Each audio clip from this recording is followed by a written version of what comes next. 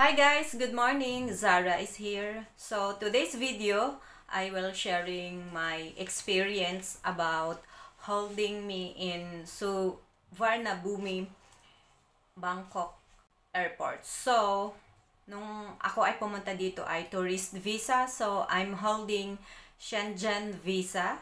So, it's 1 year, multiple entry. At ako ay nakapasok sa bansang Espanya ng walang hassle. So, I will share my experience bakit ako na-hold sa Bangkok. So, sa aking palagay, hindi assurance na meron kang Shenzhen visa. So, it's up to them kung ikaw ay palalabasin ng bansa kung saan ka magmumula. At dahil sila ay naghahanap pa ng other requirements or mga ibang dokumento na kung saan magpapatunay na ikaw ay magtutour lang, tourist visa like me. So, may tatlo silang hinanap sa akin. Ang hotel booking, ang bank statement, kung capable ba ako na magstay dito. Then, kung ako ay may work permit sa Bangkok. So, hinanapan ako itong tatlong requirements. So, naibigay ko ito.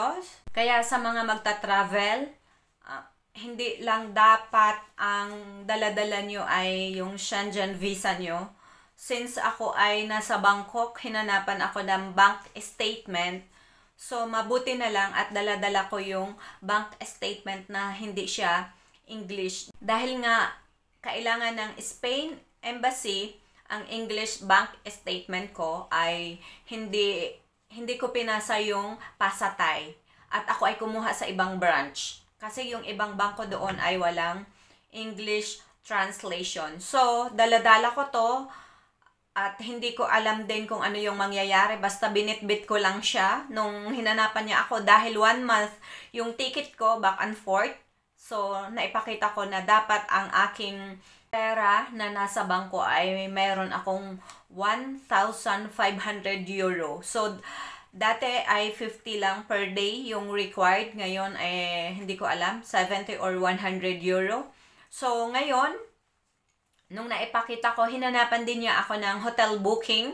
So, napaka-importante dahil nga yung hotel booking ko ay hindi siya parang ilang days lang, 10 days lang. Hinanapan niya ako. Ang sabi ko ay, hindi lang ako mag-i-stay sa isang lugar at ako ay magbubuk pa sa ibang lugar. So, you have to be active or very positive sa lahat ng itatanong. Huwag po tayong kabahan.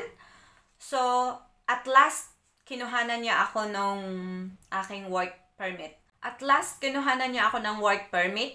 So, tinanong niya ako doon kung ilang taon na ako, anong mga products ng company na pinagtatrabahuhan ko, anong posisyon ko. Yun, pinalabas na niya ako. Sa check-in luggage lang to ha. Hindi ito mismo sa immigration officer na magtatatak sa'yo ng stamp.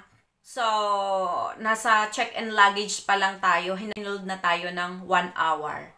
So, hindi naman tayo inilagay sa isang cubicle dahil na-offload na din ako sa Pilipinas ay dinadala ka doon sa isang cubicle. Sa Bangkok Airport ay doon lang mismo. So, nag-antay kami. Kailangan relax lang tayo kapag tinatanong tayo ng officer.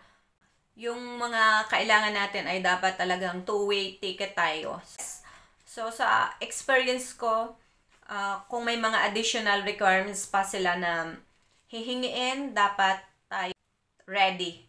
Especially kung mayroon tayong bank statement. Hindi yung mga diploma natin or mga certificate natin na nakatapos tayo.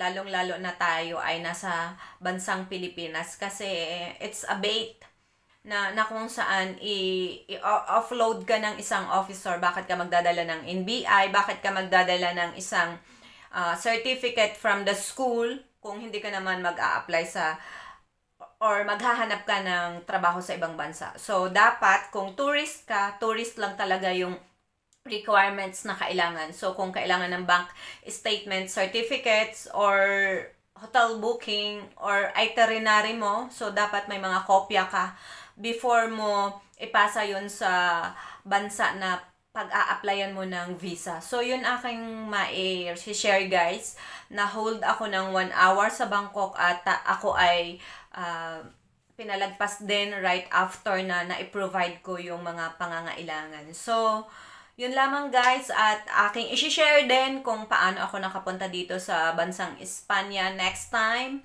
May 2021, pumunta ako dito sa bansang Espanya at so far ay malapit na tayong magkaroon ng temporary resident, and so though may aberya na nangyari, so it's still God is good.